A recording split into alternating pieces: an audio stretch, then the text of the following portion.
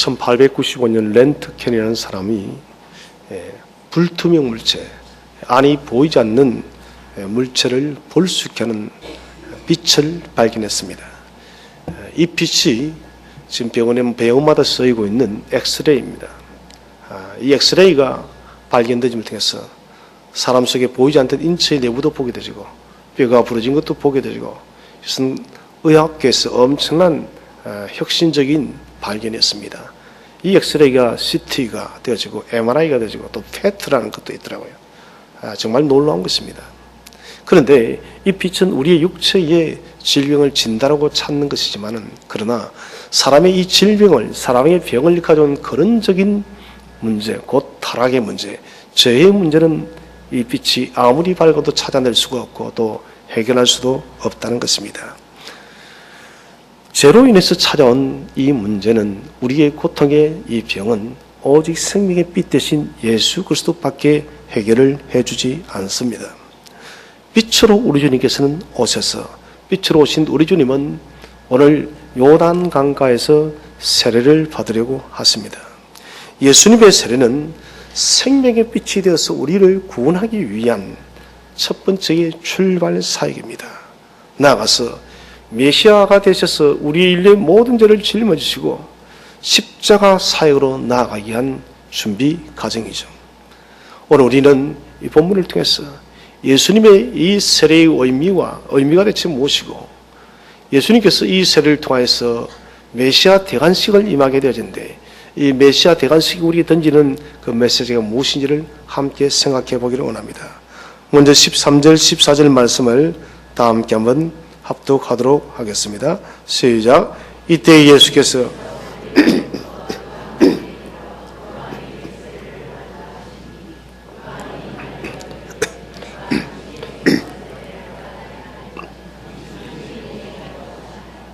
아멘. 성경은, 구약 성경은 말라기로서 끝이 납니다. 말라기 4장 5절에 내가 선지 엘리야를 너에게 보내리니, 하나님이 엘리야를 보내기로 약속했지만 400년 동안 침묵하였습니다. 엘리야 대신에 온 사람이 바로 지금 우리가 살펴보고 있는 세례 요한이었어요. 하나님께서는 세례 요한을 통해서 이스라엘 백성의 많은 사람을 옳은 길로, 회개의 길로 인도할 것을 말씀을 했습니다. 그 성취가 3장 5절 6절입니다. 많은 사람들이 나와서 자기 죄를 자복하고 정결에 세례를 받았던 것이 우리 하나님의 메시지의 예언의 성취예요. 자, 400년의 침묵을 깨고 성취를 이루는 말씀이 우리가 오늘 본 이때라는 말입니다. 우리 이때라는 이 시간의 메시지를 쉽게 넘어가서는 안 됩니다. 이때는 어떤 때일까요? 먼저 출애굽기 19장 1절로 넘어가야 됩니다. 이스라엘 백성들이 애굽에서 400년의 종살이를 마치고 홍해를 건너고 가나안 땅으로 가던 3개월째입니다. 19장 1절.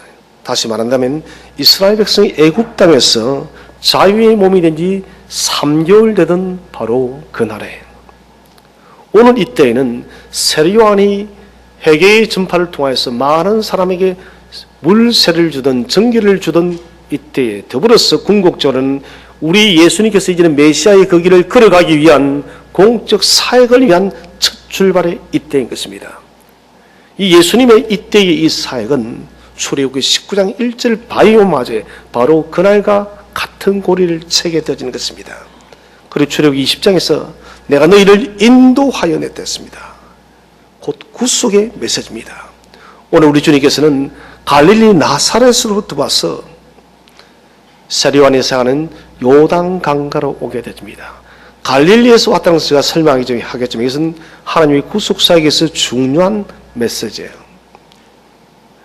우리를 건져내신 구약 속의 하나님은 예수님을 통해서 갈릴리로부터 오게 하셔서 하나님의 구속 사역을 출발케 했다는 것입니다. 그리고 이 요단강의 세례를 통해서 주님의 공생의 십자가 사역의 성취를 이루어내는 바로 그때라는 것입니다. 자, 이때의 그 의미를 말씀드렸습니다. 세례 요한이 사역하던 그때에 이때에 또 맞춰서 주님께서 당신의 공생애를 공적으로 출발하기 위해서 물세례를 받기 위해서 나오던 바로 이때에, 자, 우리 주님께서 어디서부터 나왔냐? 갈릴리부터 나왔다라고 성경은 기록을 하고 있습니다. 마가는 좀 더 정확하게 갈릴리 나사렛에서부터 나왔다 했습니다. 자, 우리는 이 갈릴리라는 이 말 속에서 예수님은 대체 어떤 분인가, 그 정체성을 알 수가 있습니다. 그리고 기독교의 본질이 무엇인지를 이 갈릴리라는 지명 하나만을 통해서 우리가 알 수가 있어요. 이 갈릴리는 제가 언젠가 한번 말을 했었습니다. 갈릴리의 사람들을 아마 에레체라 했습니다. 아마 에레체는 땅의 사람들, 아마는 사람들이에요. 에레체는 땅입니다. 언제나 히브리인들의 구조는 땅은 좋지 않은 것이고 하늘은 좋은 것이에요.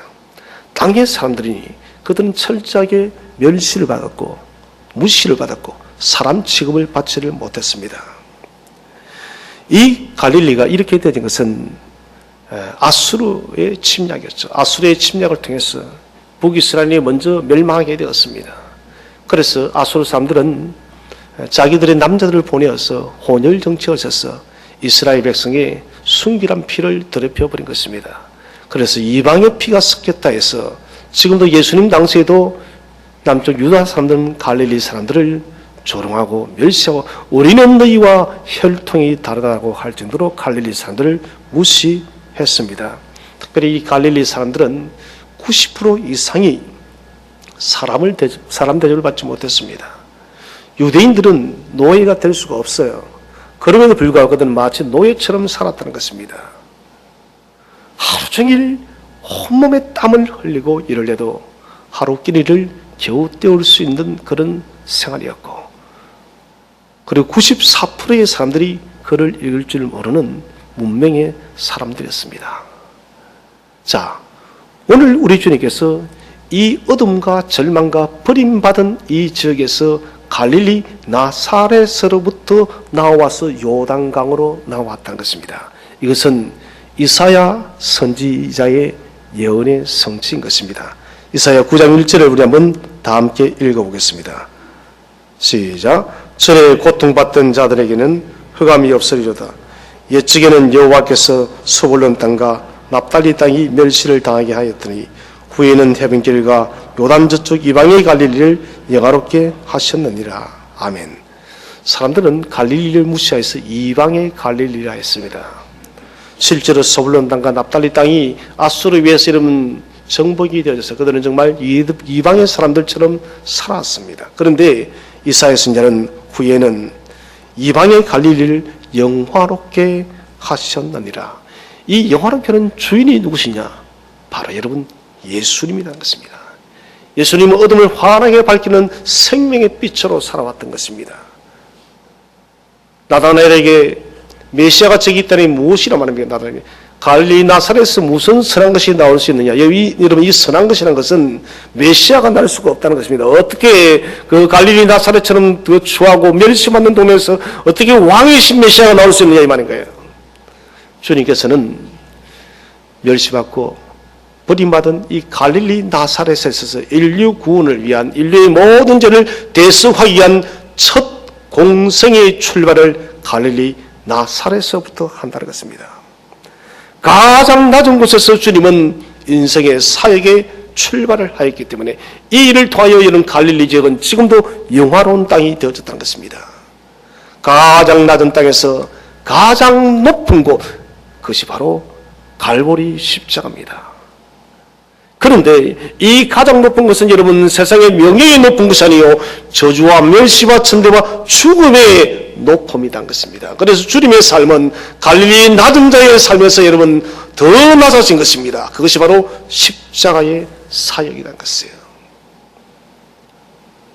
갈릴리는 소망이 없는 지역이었지만 우리 주님의 이 사역의 첫 출발지가 되어짐을 통해서 지금도 많은 성지 순례객들이 갈릴리에 가서 예수님의 흔적을 돌아보고 있고 성경 말씀처럼 정말 영화롭게 변해져 있는 지역이 갈릴리입니다. 모든 어둠과 절망을 이기신 빛 대신 예수님의 사역이 바로 갈릴리에서 출발을 했다는 것입니다. 주님은 이 갈릴리에서 출발함을 통해서 중요한 메시지 하나를 던지는데, 곧 예수님은 왕으로 오셨지만 당신의 세계는 철저한 종으로서 사신다는 것을 우리에게 말씀하는 것이에요. 많은 교회들이 그렇게 이야기를 합니다. 우리 교회가 위치가 더 좋으면 좋겠다고. 많은 부자들이 있고 많은 아파트촌이 들어 실제적으로 교회는 여러분 개척을 하면 그런 곳을 선점하려고 난립니다. 여러분. 해운대에 있는 죄송하지만 교회가 여러분 얼마나 많은지 모르겠어요. 너도 모두가 해운대로 개척을 하러 간답니다. 예전에는 서울의 강남이 그랬습니다. 모두가 목사들 개척하면 다 강남에, 어떤 목사는 가자 강남으로, 이게 이런 교회의 주제였답니다. 저는 그것을 들으면서 좀 마음에 비애가 왔습니다. 우리 주님은 여러분 예루살렘이 공성의 사회의 출발지가 아니라 땅의 사람들, 가장 버림받고 살았던 그 갈릴리 이방의 땅이 사역지의 출발이었습니다. 여러분, 그렇다면 우리의 기독교 여러분 정신이 무엇이겠습니까? 그것은 낮아짐과 섬김과 종의 삶인 것입니다. 헨리 나우인 박사도 말하지 않았습니까? 높은 곳에는 주님이 계시지 않았다고. 내가 낮은 곳에 갔을 때야 비로소 나는 예수님을 만날 수 있었다고. 지적장애가 되어진, 정신불가되어진 여러분 아담이라는 한 아이를 바라볼 때 그 아이의 눈빛에서 예수님을 만났다고요. 하버드 대학에서는 아무리 찾아봐도 그런 주님을 만나지 못했지만은 가장 낮은 곳에 갔더니 주님을 만났다는 것입니다. 여러분, 교회는 더 낮아져야 됩니다. 종으로까지 낮아져야 됩니다. 그리해야만 우리는 사람들의 아픔을 닦아줄 수 있는 것이에요. 요즘에는 손수건을 들고 다니는 사람들이 별로 없더라고요. 혹시 손수건 들고 계시는 분 계세요? 착하시네, 우리 교회. 김성수 집사도 가지고 계시네요. 네. 저는 안경 닦기를 넣어 다닙니다. 예전에는 손수건이 참 보기에 좋았습니다. 의미도 있고 또 낭만도 있고. 손수건은 근원적으로는 자신을 닦기 위해서입니다. 손을 씻거나 얼굴 묻었을 때 손수건으로 닦아냅니다. 그런데 여러분, 손수건이 자기를 위해서 쓰이게 되어지면 50점밖에 되지 않아요. 손수건이 100점짜리 손수건이 되어지는 것은 뭔가 큰 아픔과 슬픔 때문에 눈에서 뚝뚝 흐러지는 다른 사람의 눈물을 닦아주게 되질 때, 다른 사람의 아픔을 그 작은 손수건으로 이런 어루만 만져줄 때 그 손수건은 100점의 손수건이 될 수가 있다는 것이에요. 같은 손수건이라도 누구를 위해 사용되느냐에 따라서 가치가 달라집니다. 오늘 손수건을 가져오신 분들은 다른 분들 꼭 한번 닦아주시기 바랍니다. 없으신 분들은 마음의 손수건으로 다른 사람 손을 한번 꼭 잡아주시기 바랍니다. 기독교는 여러분 낮아짐이에요. 다른 사람의 눈물을 닦아주기 위해서는 우리가 종의 삶을 살아야 될 줄로 믿으시길 바랍니다. 성도의 삶은 그렇습니다. 갈릴리 어둠과 갈릴리의 지역처럼 여러분 어둠과 절망에 버림받은 도시에 주께서 생명의 빛으로 찾아가셔서 그들을 여러분 영화롭게 하셨던 것처럼 오늘날도 여러분 화려한 것이 아닙니다. 여러분 그들은 이미 자신의 영예를 다 받았어요. 여러분,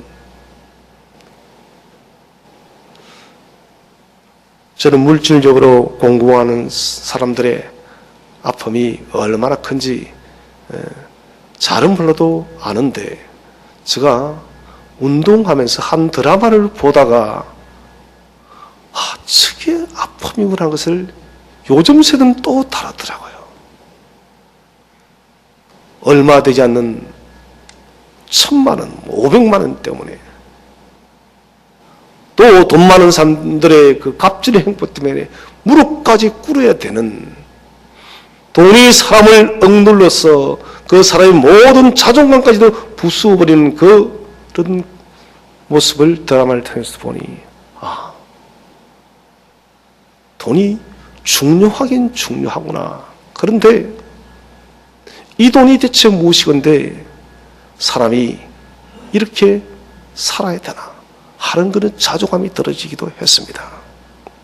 여러분, 사람들이 너무나도 많이 지쳤어요. 요즘 우리 젊은이들 직장을 구하기 위해서 이곳저곳 원서를 10개, 20개 넣는 것은 기본이다 합니다. 이제는 퇴직을 해도 휴식이 없습니다. 80세, 100세 시대로 또 뭔가 노동을 해야 됩니다. 먹고 살려고 하는 자식을 위해서 다 쏟아부었어요. 여러분, 이런 우리 이웃들이 너무 많습니다. 여러분, 하나님 내가 많으면 하죠. 아니요, no. 이런 그런 사람 절대 하지 않습니다. 내가 여러분 적게 있다 할지라도 여러분 그 물질로 다른 사람의 상처를 닦아 주시기를 바랍니다. 여러분, 주는 사람이 복된 사람인 것입니다.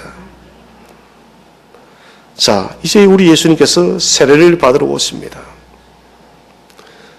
우리 예수님께서 왜 세례를 세례 요한과 예수님 당신이 두만 계시는 곳에 행하지 않고 많은 사람이 있는 곳에서 행했는가? 이것은 우리에게 상당한 궁금증을 발휘하게 되줍니다. 이스라엘은 날씨가 우기와 건기로 나뉘어진다 했습니다. 우기는 4월 달부터 우기는 10월부터 3월까지, 그리고 건기는 4월부터 9월 달까지가 건기입니다. 저 이 말을 왜 드리냐면은 어떤 사람이 자기 어떤 아주 자랑하고 싶은 무언가가 있습니다.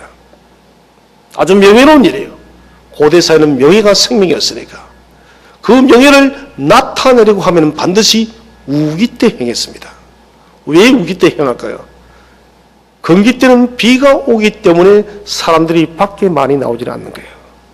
그래서 우기 때 비가 오지 않는 시간을 골라서 많은 사람들이 보는 곳에서 자기 명예를 자랑했던 것입니다. 그런데 우리 주님께서도 공생애 때의 우기를 3번 겪으셨는데 우기 때의 주님은 오늘 세례를 행하고 계십니다. 많은 사람이 보라고. 지금 요단강 주변에는 수많은 사람들이 둘러서서 세례요한과 예수님의 그 물 세례의 그 광경을, 정결의 광경을 지금 지켜보고 있어요. 그러면 예수님은 명예를 위해서 오늘 물 세례를 받았을 거예요? 아닙니다, 여러분. 많은 유대인들은, 많은 사람들은, 지금 저와 여러분들도 우리는 우리의 명예를 드러내기 위해서 우리는 그렇게 하지만 주님은 명예 때문이 아니라 사람들에게 알게 하기 위해서 내가 메시아이다. 하나님께서 아브라함을 통하여 약속하고 다윗을 통하여 태어나기는 그 메시아임을 여러분 알게 하기 위해서, 메시아임을 믿게 해서 하나님 나라로 들어가게 하기 위해서 물 세례를 받는 것입니다. 주님에게는 이 정결례가 완전한 수치입니다. 수치를 사람들에게 보여주는 것입니다. 그러면서 너희가 믿으라, 나는 메시아이다. 이 증거가 요한복음 1장 31절이에요. 요한복음 1장 31절 한번 다 함께 읽어보도록 하겠습니다. 자막 한번 띄워주시기 바랍니다. 요한복음 1장 31절 시작. 나도 그를 알지 못하였으나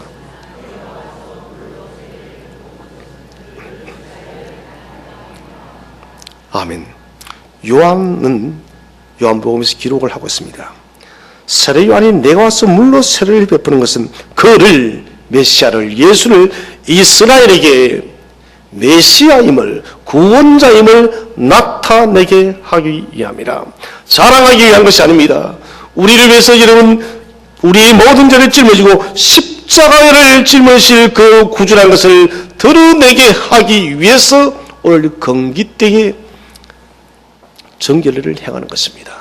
사람들은 자기 명예를 자랑하기 위해서 건기 때에 많은 사람들이 보는 것을 자랑했지만 주님은 당신의 부끄러움과 수치를 여러 사람 앞에 지금 보이고 있는 것입니다. 그럼에도 불구하고 보라는 것입니다.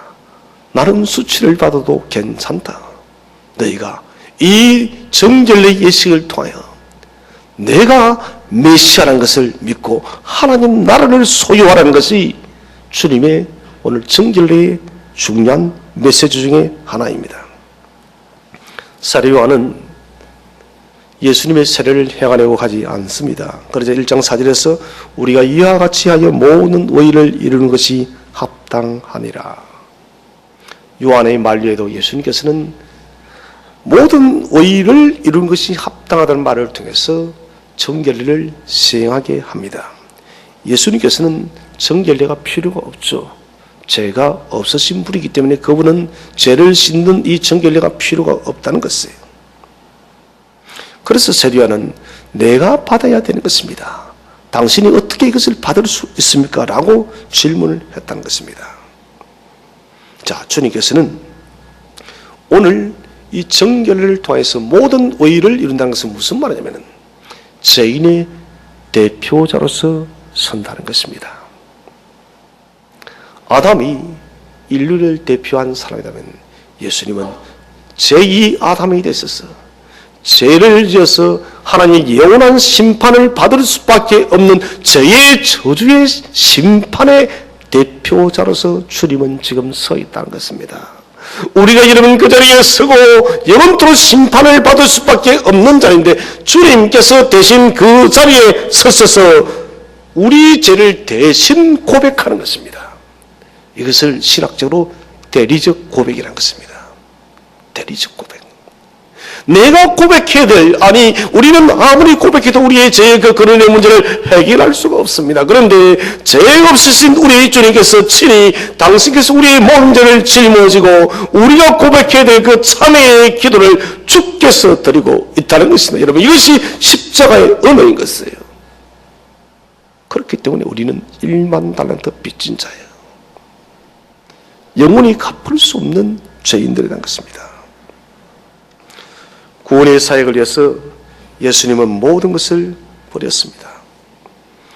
여러분, 대리적 고백의 삶, 이것은 쉬운 일이 아닙니다. 분명 어려운 일이에요. 그러나 복음을 위해 사는 성도라면 이 일을 할 수 있어야 됩니다. 지난주 로마서 강의하면서 사도 바울은 로마서 1장 1절에서 복음이란 말이 나오자마자 그런 마음을 주체할 수가 없었습니다. 자신의 이런 편지 서신의 형식을 부숴버리고 무려 5절을 넣어서 이런 복음에 대해서 설명했던 사람이 바로 바울입니다. 어저께 릴레이 기도를 하면서 하나님께 천만이 부끄럽고 통탄을 하고 가슴을 쳤습니다. 그 이유는 제가 질문을 계속, 하나님, 왜 내가 이 땅을 살아야 되나요? 하나님, 왜 살아야 되나요? 그런 질문을 무수히 했습니다. 사도 바울이 빌립보서 1장에서 내 마음은 하나님 나라에 거하고 싶으나 내가 이 땅에 거하는 것은 주님의 몸된 교회 때문에 그가 거한다 했습니다. 물론 답은 나였습니다. 더불어서 갈라디아서 2장 20절에 내가 육체 가운데 사는 것은 나를 위해서 자기 목숨을 주신 예수님이 믿는 믿음 안에서 사는 것이다. 저는 여기에서 다시 한번 가슴을 쳤습니다. 다 아는 말씀인데 그것이 여러분 내 것이 되는 줄은 아니더라고요. 주님은 다시 내가 왜 이 땅을 살아야 되는지 삶의 목적을 이야기하셨습니다. 그것은 다른 것이 아니라 네가 육체에 지금 사는 것은 너를 위해 십자가에 못 박혀 죽으신 그리스도의 그 사역, 그 사명, 복음 사역의 교회의 사역을 감당하기 위해서 너는 이 땅에 존재해야 된다는 것입니다, 여러분. 그런데 머리로서는 수없이 깨달아지만 가슴으로 체득화되어지기는 쉬운 것이 아니에요.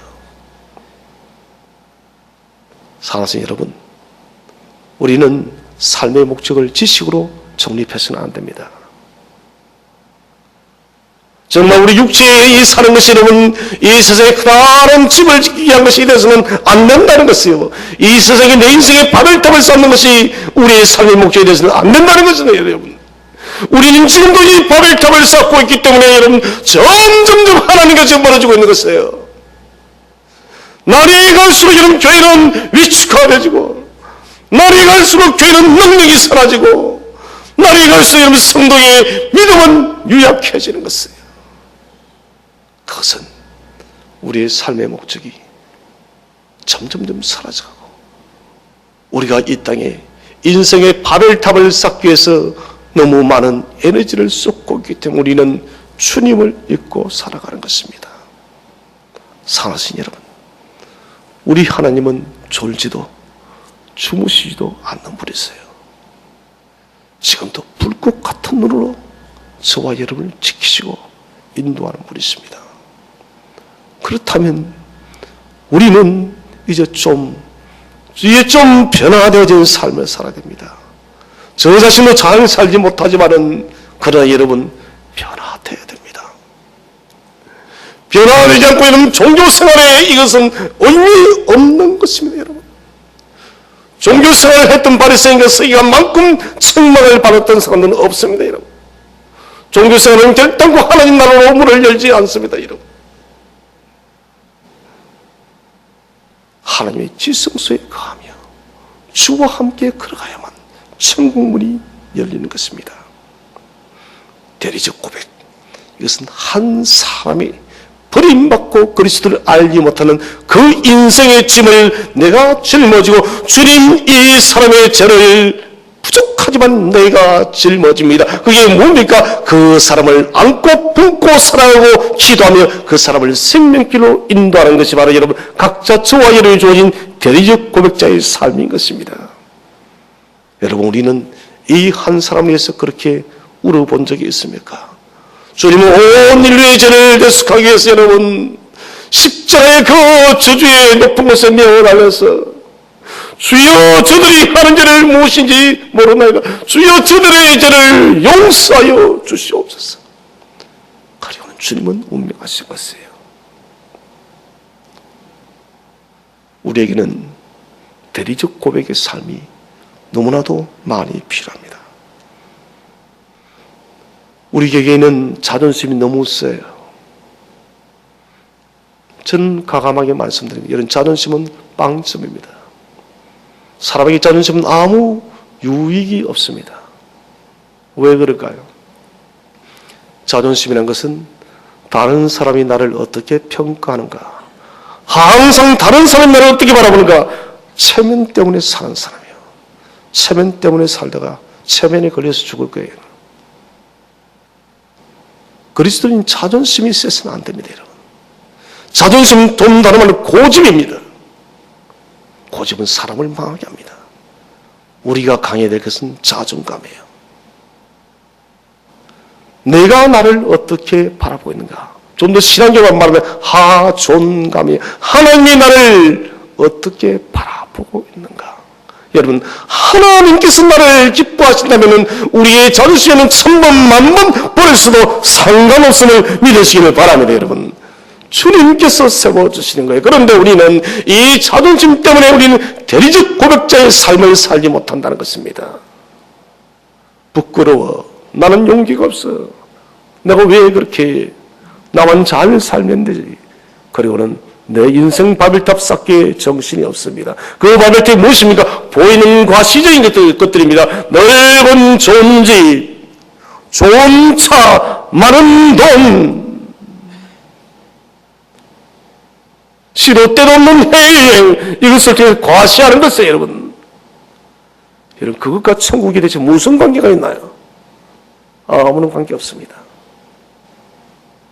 다른 사람이 부러워, 당신은 어떻게 그렇게 멋지게 사시냐고. 여러분, 이 인생이 불쌍한 것이에요. 하나님은 그거 전혀 기뻐하지 않습니다.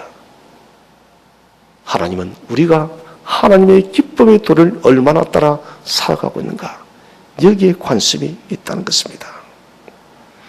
이제 우리가 삼위 하나님의 사역과 더불어서 메시아 대관식을 보게 되집니다. 3장 16절 17절을 다 함께 읽어보도록 하겠습니다. 시작. 예수께서 세례를 받으시고 곧 물에서 올라올세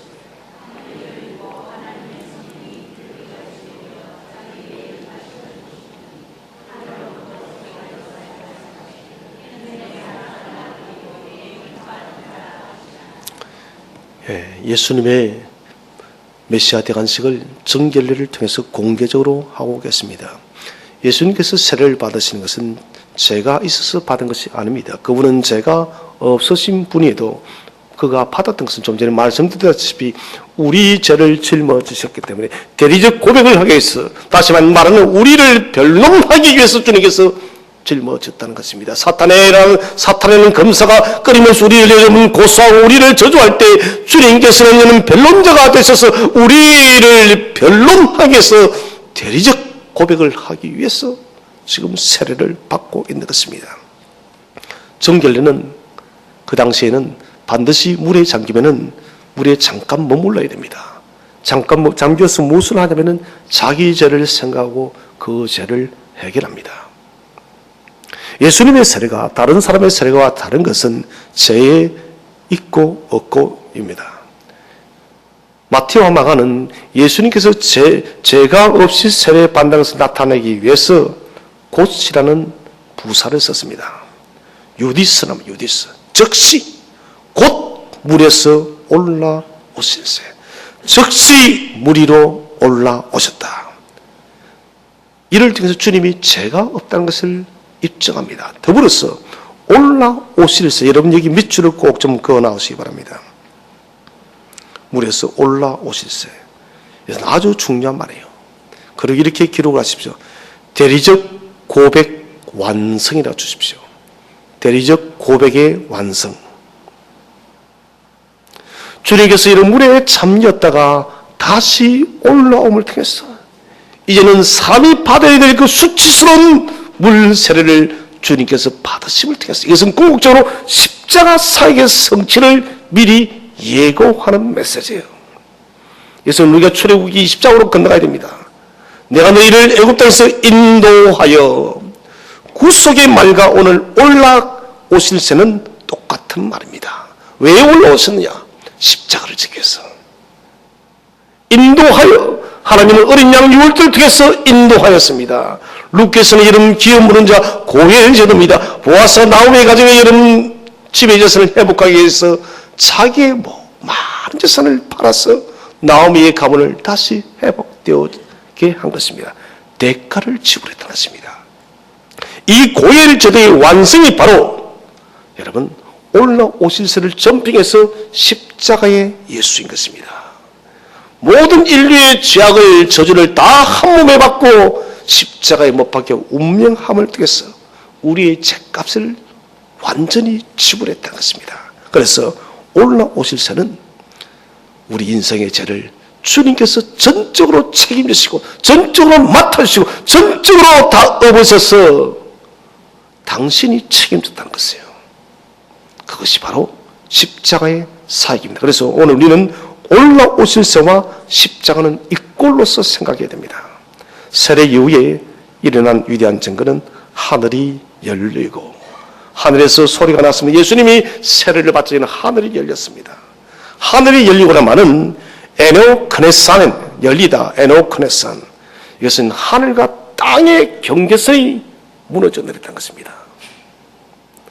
더 이상 하늘과 땅의 경계선은 사라져버리고 하늘과 이 땅이 하나가 되어졌다는 것이에요. 무엇할 때? 예수님께서 세례를 받고 나자 하늘이 열린 것이에요. 헬라 문화에서는 하늘이 열린다는 것은 없습니다. 이것은 오직 하나님을 예배했던 히브리인들에게만 있는 것입니다.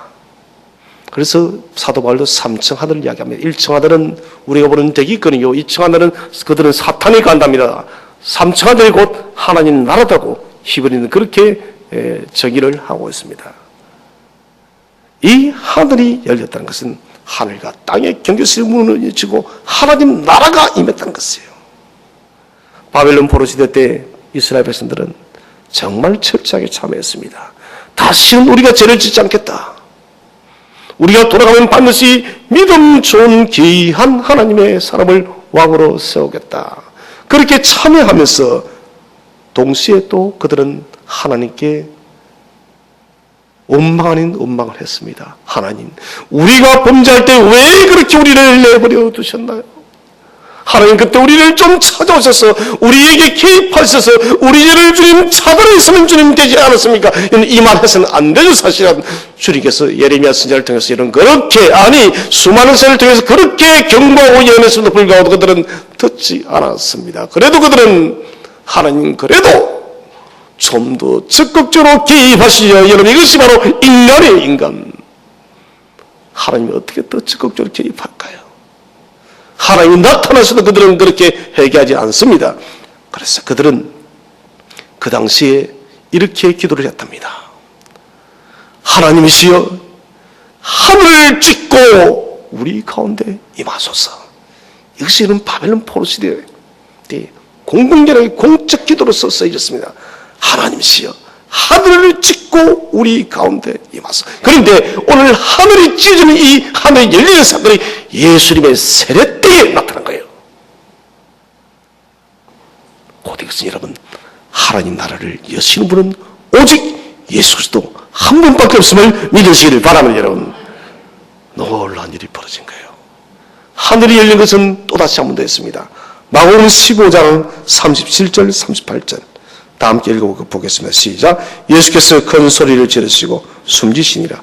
이에 성서 휘장이 위로부터 아래까지 찢어 둘이 되니라. 자, 그게 찢어지고, 이런 즉 한 번 말했습니다. 스키조라는 말입니다. 앞에 열리고는 에네 오코네산, 스키조는 찢어지다. 성소의 휘장, 휘장은 히브리서 10장 20절을 보았더니 그의 육체라. 휘장은 성도가 또 성도 안에 대상이 우리가 하나님 앞으로 나아간다는 것을 가로막고 있는 것이 휘장입니다. 이 휘장을 찢어버렸다는 것은 이제는 누구든지 하나님을 아버지로 모실 수 있고 대속죄에 단 하루 들어갈 수 있었던 하나님과 인간의 그 만남의 장소, 곧 하나님 나라에 언제든지 이제는 우리가 들어갈 수 있는 자격이 주어진 거예요. 왜요? 그분의 육체가 찢어짐을 통해서 우리가 바로 하나님을 만날 수 있기 때문에, 그래서 우리가 지금 기도할 때는 바로 하나님 아버지라고 바로 기도를 하는 것입니다. 유대인들은 지금도 여호와라는 이름을 잘 부르지 않습니다. 엘로힘이라고 말했습니다. 그들은 아직도 예수를 믿지 않기 때문에 휘장이 가려져 있다 생각합니다. 그러나 여러분, 하나님과 우리를 가로막고 있던 그 휘장이 그리스도의 죽음을 통해서, 부활을 통해서 완전히 갈라지고 우리에게는 생명의 새로운 길이 열렸음을 믿으시기를 바랍니다. 여러분, 예수님의 세례와 예수님의 십자가의 죽음을 통해서 여러분, 하늘 문이 열린 것입니다.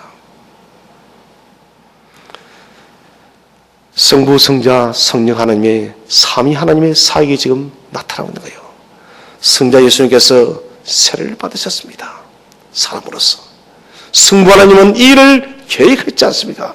성부 하나님은 계획하시고, 성자 하나님은 집행하시고, 성령 하나님은 보존하셨습니다.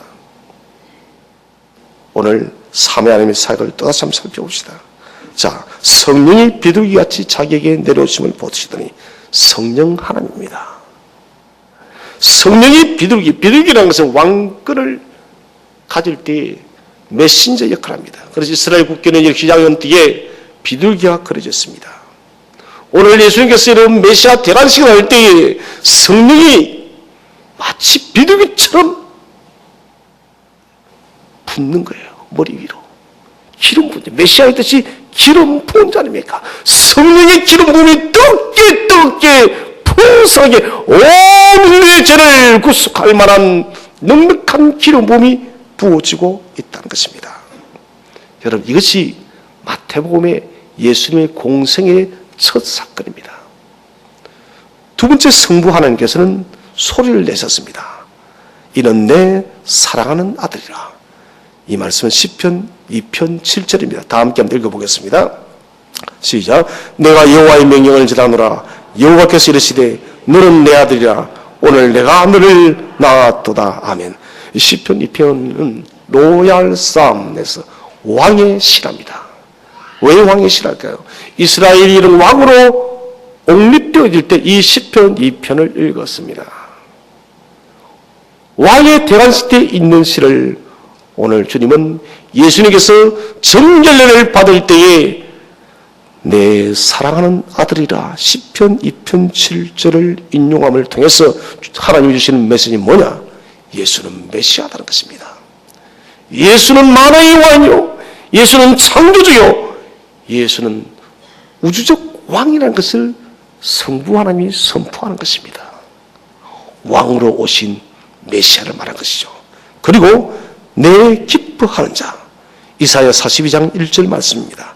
다 함께 읽어보겠습니다. 시작. 내가 붙드는 나의 종, 내 마음에 기뻐하는 자, 곧 내가 택한 사람을 보라. 내가 나의 영을 그에게 주었은저 그가 이방의 정의를 베풀리라. 이게 무슨 내가 붙드는 나의 종, 내 마음에 기뻐하는 종으로 오신 예수입니다. 왕으로 오신 메시아. 그러나 그분은 종으로 오셨습니다. 예수님은 사역은 왕으로서 신권을 가지고 그런 사역하셨고 그의 삶은 철저하게 여러분 행동은 종으로서 섬김의 삶을 살았던 것입니다. 그래서 인자가 온 것은 섬김받기 위해서 온 것이 아니라 도리어 섬기고 많은 사람을 위해서 대속물로 주기 위해서 이 땅에 오셨다고 한 중요한 이유인 것입니다. 왕으로 오셨지만 종으로 살았습니다. 여러분, 우리 그리스도인도 하나님의 왕자로 부름을 받았음을 믿으시길 바랍니다. 우리의 신분은 왕자의 신분입니다. 그러나 여러분, 생활은 종의 삶이 되어져야 됩니다.